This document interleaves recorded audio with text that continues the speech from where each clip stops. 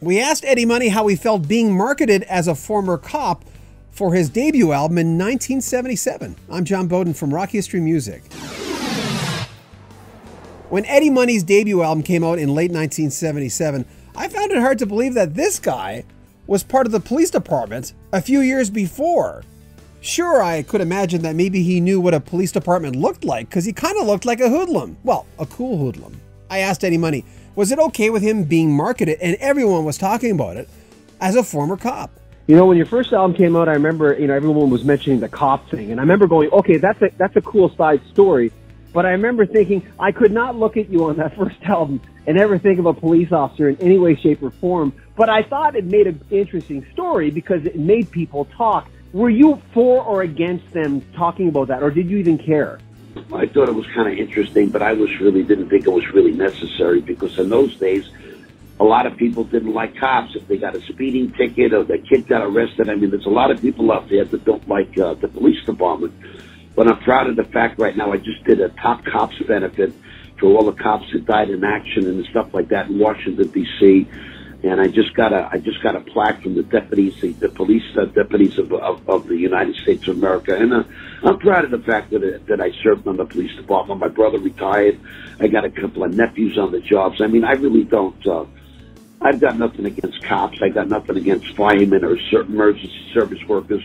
You mean my dad was a cop, and he raised 5 kids on a policeman's salary. It wasn't really a lot of money, but these cops, they work very hard for people. That first self-titled Eddie Money album from 1977 really showed an amazing chemistry between a singer and a guitarist, Eddie Money and Jimmy Lyon, who also co-wrote a lot of songs with Eddie. In fact, Jimmy was on Eddie's first half dozen albums. I asked Eddie Money about Jimmy Lyon. Jimmy Lyon slept on my couch for 3 years, and he wanted to give me an athlete's foot that I still can't get rid of, for Christ's sakes. But he was a great guitar player. I mean, we used to have people like Carlos Santana come down and listen to Jimmy play. And then Bryan Adams, when Jimmy got tired of playing with me, Bryan Adams turned around and got him a job playing with Tina Turner. He was a great guitar player, Jimmy, and I wish him nothing but success, but he just didn't want to do it anymore. You know what I mean? Some people just don't want to tour for as long as I tour.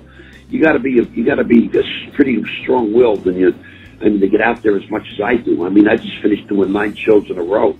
That's why I'm so hoarse right now. And I'm on my way, as we speak, I'm on my way to the studio to finish up my record. We have so many great interviews in the can that we're ready to present to you in the next weeks and months. One of the big things I wanted to do with this channel is to present archival interviews, because there's boxes behind the camera of interviews that I have done, but also broadcaster journalist Steve Burgess donated to me. One day he just said, "Can you make use of these? They're taking up room in my apartment." I said, "Sure, we'll archive them one way or another," and then YouTube came up. Plus, there's lots of new interviews on the way on this channel. We'll still report on what's happening in rock and roll, but we love giving you interviews. It's great if you can hear the artists talking about themselves. And every interview you will hear on this channel, they're exclusive to this channel. You will not hear them anywhere else. Also, remember, visit our swag store. We've got t-shirts, sweatshirts, and mugs, and a lot more coming up on that. I'm John Beaudin. Make sure you comment on our videos, subscribe to our channel, and share our videos. This is Rock History Music.